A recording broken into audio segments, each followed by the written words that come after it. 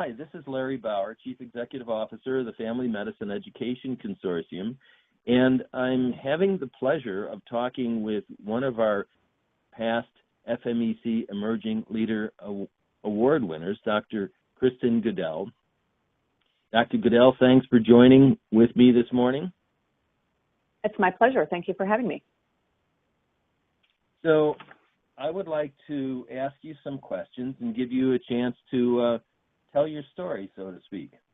So could you describe your path since you completed your residency program? Yes. I'm trying to decide. I just need to think about how, I'll try not to go into the extended remix version. But I finished residency in 2007. I did my residency at Tufts Family Medicine residency. And I started right away by doing the Tufts Master Teacher Fellowship. So I kind of stayed on. And at that time, the fellowship has changed form a couple of times, but at that time it was a part-time fellowship. And so I also joined a practice. I joined the community practice of one of my community preceptors, which was just a couple miles away. And so half of the time I was seeing patients, and half of the time I was doing fellowship work, which was mostly at the medical school, actually, at Tufts Medical School. As part of that fellowship, my teaching at the medical school involved helping to create and then eventually direct a new course called Competency-Based Assessment in Primary Care, which is the kind of clinical skills or doctoring course for first and second year students. So I did that the fellowship was 2 years long. And then after that, I was fortunate enough to just kind of segue into the position on the Tufts Medical School faculty. And so that, and I still maintained my practice. So that division, the approximately 50-50 split between seeing patients and working in academics and teaching, is essentially what I had for the first 10 years of my career. So first it was at Tufts, then Harvard Medical School created the Center for Primary Care, and I left to go become Harvard's education director at the Center for Primary Care. And there I was helping to expand and enhance primary care programs at the medical school and the affiliated hospitals. And happily, they were in the middle of a curriculum, or they actually, right after I got there, started a curriculum reform. And so I was able to be part of that and help them create a new primary care-based clinical skills course. So I was at Harvard for about 5 years. Helped establish the Harvard Home for Family Medicine.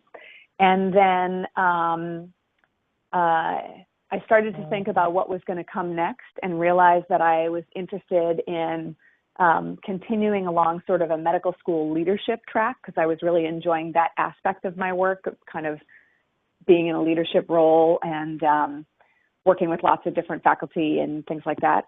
And so I found out that Boston University was looking for an associate dean of admissions for their medical school. At Harvard, I had also been a member of the admissions committee and absolutely loved it. It was just my favorite thing that I did.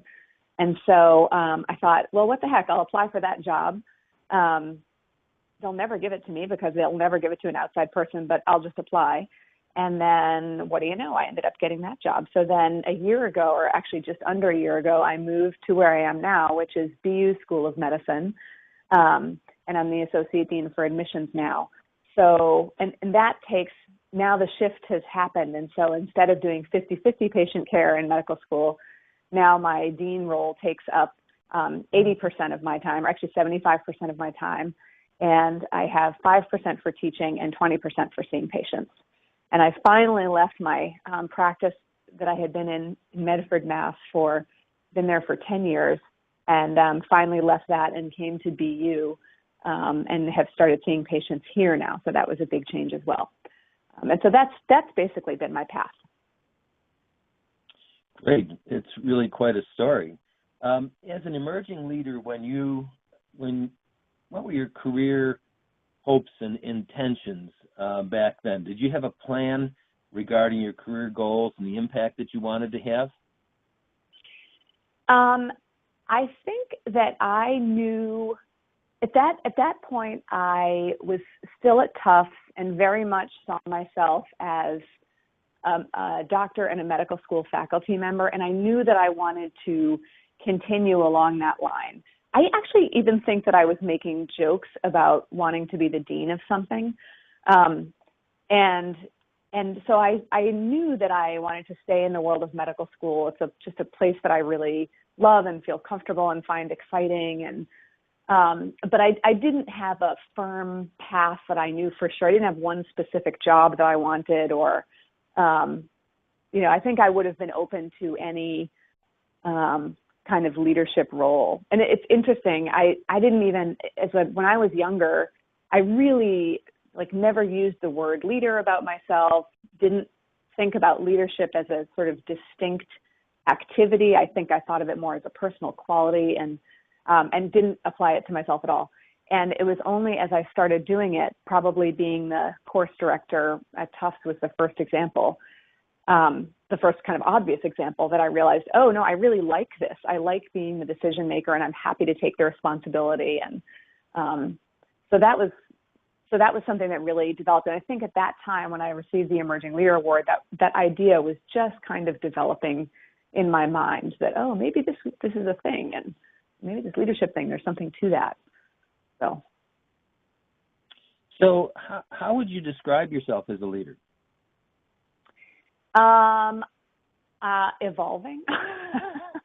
So I think that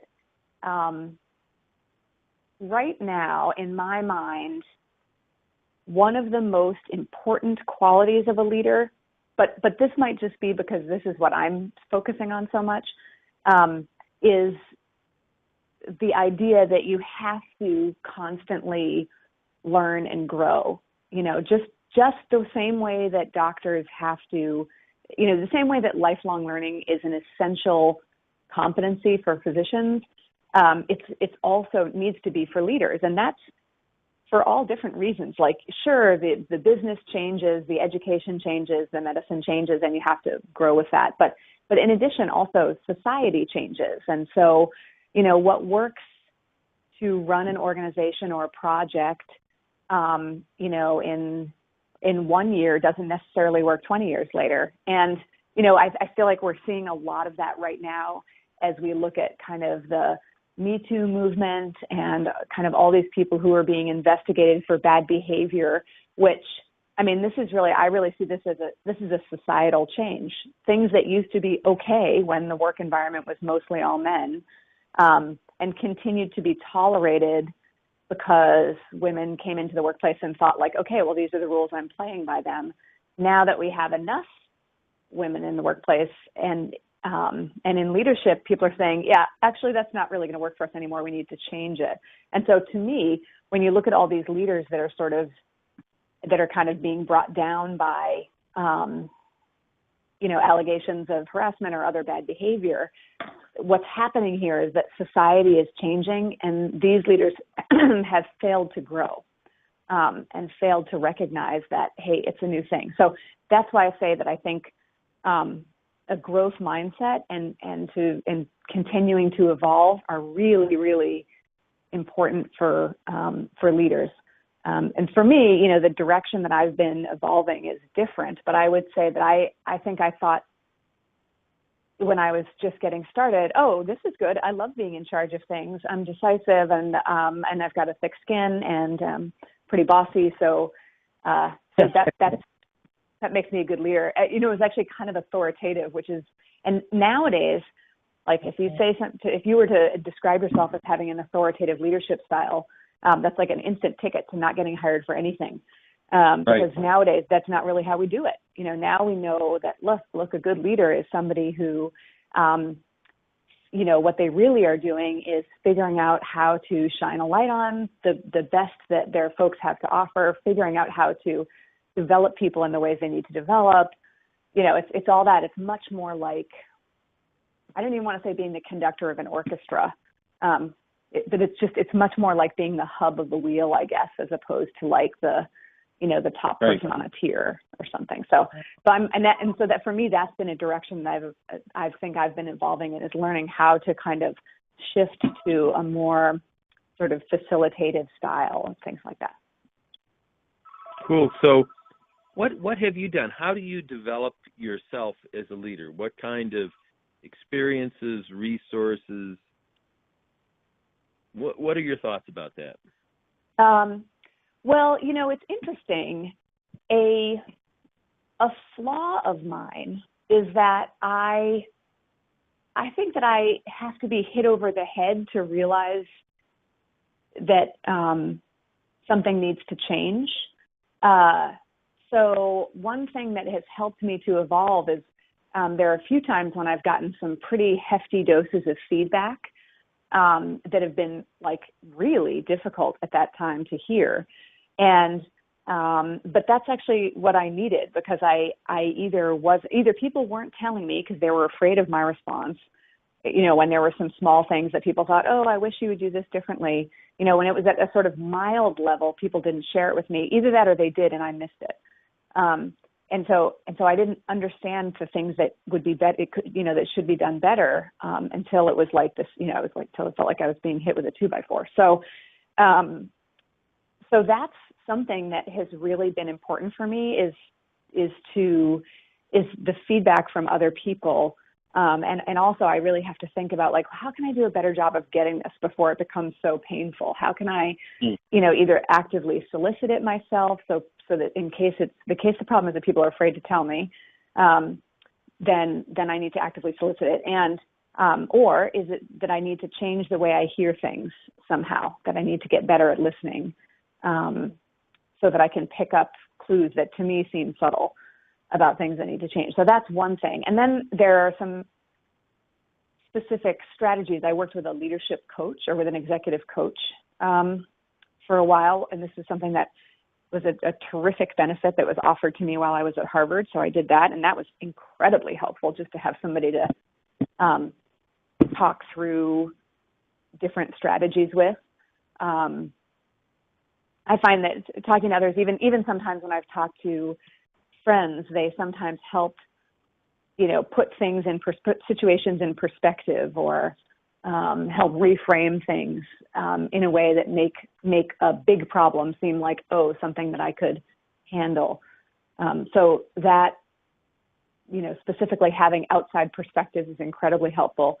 And then the other thing for leadership development is, I think, just realizing, now that I know it's something I'm interested in, and that it is kind of a specific, it's an area of research and thinking and scholarship, I read about it, and I go to conferences and I go to seminars and things like that where they're talking about it, and it just has me thinking about leadership development more than I ever have. And so I don't know, just having my eyes and ears open to that has been really helpful. It's not like it's not that I learn something groundbreaking all the time. It's more that doing those outside activities, reading some articles and books, going to conferences and seminars and stuff, it just, not every one of those gives me an epiphany, but it kind of helps me keep my eye on that ball. So can you, for the people who are listening in, is there a particular book that you found helpful that you would recommend? Well, one of the most important books that I've read in the last 10 years is Carol Dweck's book, Mindset. Probably everybody knows that one. And it's not actually a leadership book. It's more about education. But basically she says that there are two types of people in the world.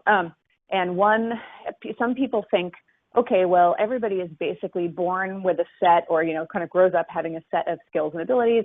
And your best bet for success is to maximize your work around those things, and then get help with the other stuff, hire a team to support you in areas where you need support, et cetera. And those are the kind of fixed mindset people. And then the growth mindset people say, that's a big bunch of nonsense. Actually, you can do anything you want to do. It's simply a matter of effort. And there, that's the kind of simple way. To think about it, there are a whole bunch of other things that feed into that. But I think that really, reading that book, really, really changed my thinking. I was very much somebody who thought, I should, this is who I am as a person, and I should do things that maximize that. So the reason that I first started talking about being a doctor when I was a little girl is because I was good in school. And I thought, well, obviously I should do a job that smart people do. And doctors are very smart people. Maybe that's the hardest thing. So I'll do that. So that's like from when I was a tiny kid. So I used to think like that. And now I'm much more of the mind that like, no, you can be flexible about a lot of these things. So for example, I was saying before that I started off as sort of a decisive kind of, highly confident, authoritative leader kind of person. And instead of being like, well, that's just me and people can take it or leave it, like that would be more like a fixed mindset thing. I've now gotten to a place where I'm like, well, I certainly could be facilitative. I certainly could be, a collaborative leader. I just need to practice that. I need to put myself in opportunities where that'll arise. And I need to remind myself to speak only twice in meetings to give everyone a chance, like all these little things. But it's really like actively training myself to get better at something. So that has really, really shifted my thinking. I think for me, that's been the most important thing. Very cool. Most important book I've read. Congratulate you on making that, deciding to make that transition. One of the other things, Dr. Goodell, you and I have known each other for a long time, and I recall that you were part of a small group of young leaders that would meet together for dinner from time to time. Mm-hmm. I'm not sure. Do you want to say something about the value of that? Yeah, I will. Actually, that's true, and that because I didn't even think of it when you asked about what I do to improve myself as a leader, and that is a huge thing that I've forgotten is there is a group of us, or there are three of us that meet maybe every 6 or 8 weeks. We are still doing it. It has been, I think we've been doing it since 2009 or something, so almost 10 years. And we meet every 6 or 8 weeks for about 2 hours. And even though we are friends, those meetings are for work. And we help each other in a huge number of different ways. Sometimes, we have kind of supportive discussions, but a lot of times it's mostly, I would say, like strategic discussions. Like, okay, so I'm thinking about this new opportunity and I'm trying to figure out if I should take it. And, here are some of the pros and here are some of the cons. And we sort of help each other think through those things. And one of the things that's really helpful is that we're able to kind of reflect back to each other's preferences. So if somebody is trying to make a decision about whether or not they should take on this new opportunity, we might say like, so this reminds me of the other couple of times when such and such has come up, but this time you're talking about it in a slightly different way. Usually when you have a new opportunity, your reaction is, A, and this time I hear you saying B. So what do you think? How does this compare to those other things? How is it, given that, is that likely to change your decision making? So we do a lot of sort of reflecting back for each other. And then lately we started trying to write together, because for us, all of us are mid-career and all of us are in a place in life where we need to get promoted. And so we're trying to do some scholarly writing together. And so that's a different kind of development and support. But that has been really awesome. We actually published an article about it, about our experience that came out, I think, last year. And actually, I'm trying to remember the journal, but the title is "We Rise by Lifting Others," and then it just kind of describes our peer review process. Or not our peer review process, I'm sorry, our peer support process. We rise by lifting others? Yep. Actually, I can find that. Okay, I'll have to track that down myself. I'd be very interested in reading that. Can you describe any opportunities that came your way or seemingly random good fortune events that occurred that helped you to develop? Seemingly random good fortune events. Well, I have definitely been in the right place at the right time as far as medical school curriculum reform goes. So I happened to be doing a fellowship, which meant I had this dedicated paid for time for medical education when Tufts decided to overhaul its doctorate curriculum. And there I was, a person that needed in need of a project. And so that was like an amazing and fortuitous opportunity. The same with when I went to Harvard, and my job was to develop new primary care opportunities. And I'd been there about 6 months, and they thought, you know what, actually, we're going to redo our whole 4-year curriculum. So then all of a sudden it was like, oh, well, that's a good time to create new stuff. So those sequences of timing have been really good. I also think that ending up in the proximity of excellent mentors has been an incredible piece of good luck. My various bosses, Wayne Altman and Alan Shaughnessy and Russ Phillips, have all been incredible mentors to me, and all very interested in my own career development in a way that's clear to me. So even when they're good at the sort of tough love also. So I think, having those people near me as opposed to, I don't know, other people who weren't as good at that, that's an incredible a piece of good luck. I'm trying to think if there are any other things. I'm a big believer, though. I'll say that none of these are like lightning striking exactly. I'm a big believer in that there are two parts to this sort of lucky event thing. So what I was talking about are opportunities and resources. And if you have your eyes wide open for them, then you're more aware of something that starts out on the periphery. But, if you lean out and grab it, you can make it be right in the center of your vision as opposed to on the edges. So I think there are two parts to that. It's part luck and part awareness and being prepared, being ready. Great. What effect did receiving the FMEC Emerging Leader Award have on your development as a leader?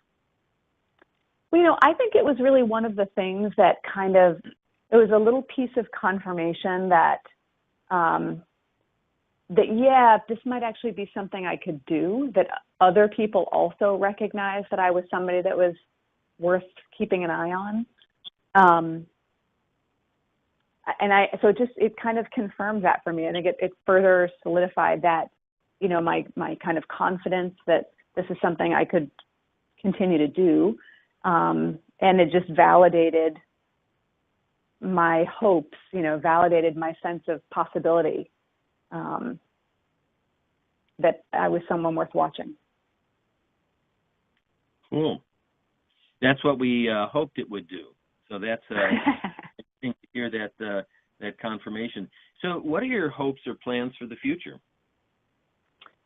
Well, I really have just started my new position.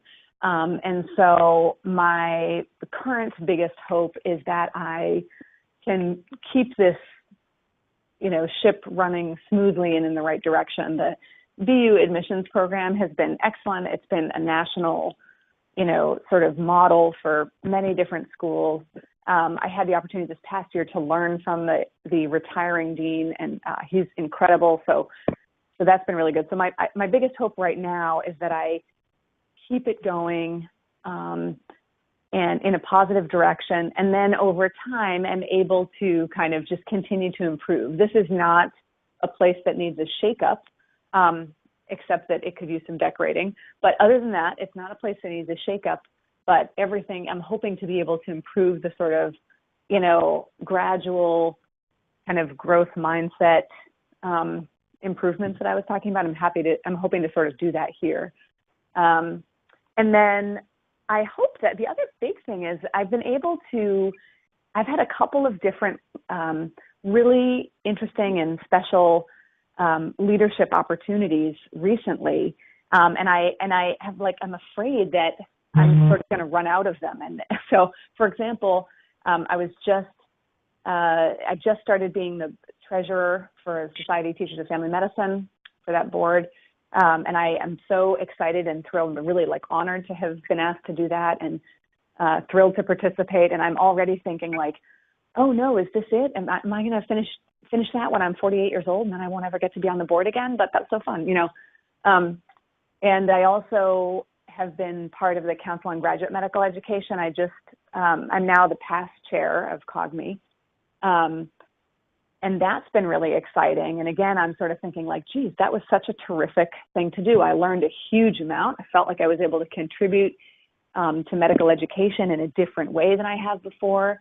It was exciting and interesting. And I I hope that I'll be able to do something like that again. So I think that that's another major hope, is that I'm able to continue having an impact at a more national level, that I continue to get these opportunities to do fun projects, because they're just, every one of them I just learned so much from, and it's so interesting and fun to do something brand new that's like also challenging, and I love it.